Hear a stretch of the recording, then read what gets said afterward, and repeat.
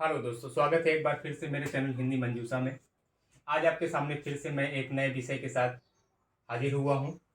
अभी मैंने आपको पिछली वीडियो में ही हाल ही फिलहाल में बताया था कि स्वर क्या होते हैं, उसके कितने प्रकार होते हैं, कौन कौन से कैटेगरी में उन्हें बांटा गया है और कौन कौन सा आधार पर हम उन्हें पहचान सकते हैं।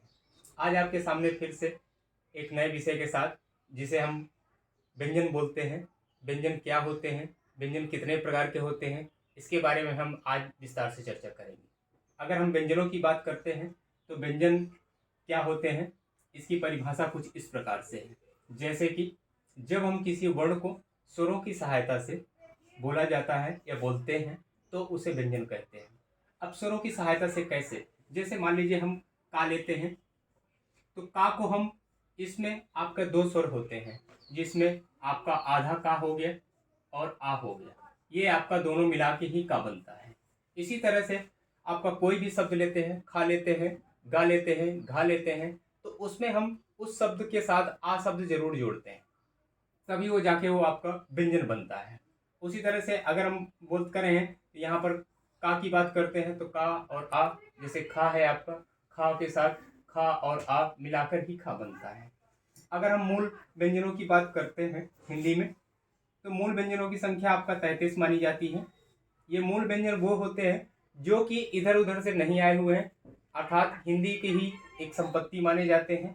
लेकिन अगर हम कुल व्यंजनों की बात करते हैं तो कुल व्यंजनों की संख्या आपका 41 है। 41 में क्या होते हैं, कुछ शब्द ऐसे होते हैं जैसे डा और ढा, जिसे आगत शब्द बोलते हैं, ये भी आके हिंदी में मिल गए हैं, उन्हें हम स्वीकार कर चुके हैं, इसलिए वहाँ पर मिलाकर पूरे मूल व्यंजनों की संख्या 41 हो जाती है। उसी तरह से अगर हम स्पर्श व्यंजनों की बात करते हैं तो स्पर्श व्यंजन क्या होते हैं। स्पर्श व्यंजन का मतलब ये होता है कि जब हम मुख और श्वास को साथ एक साथ मुंह से आवाज निकालते हैं तो उसे जीभ में स्पर्श करते हुए बोलते हैं, उन्हें हम स्पर्श बोलते हैं। स्पर्श व्यंजनों की संख्या 25 मानी जाती है, लेकिन उसमें से अगर डा और ढा को आगत शब्द जिन्हें कहते हैं मिला लेते हैं तो पूरे आपके 27 हो जाते हैं। इस तरह से आपके स्पर्श व्यंजनों की संख्या 25 से मिलकर 27 हो जाती है। उसी तरह से अंतस्थ व्यंजन, अंतस्थ व्यंजन का मतलब क्या होता है। अंतस्थ का मतलब होता है वो जब हम किसी सांस को लेते हुए अंदर की तरफ खींचते हैं तब उसे हम अंतस्थ व्यंजन कहते हैं। इनकी संख्या कितनी मानी जाती है, इनकी संख्या 4 मानी जाती है। जैसे कि आपका या, रा, ला और व, ये आपके अंतस्थ व्यंजन कहे जाते हैं। इसी आधार पर हम बोलते हुए आगे चलते हैं अगर हम, तो परीक्षा की दृष्टि से बहुत ही महत्वपूर्ण हो जाते हैं और अलग अलग तरीके से अलग अलग बोला जाता है।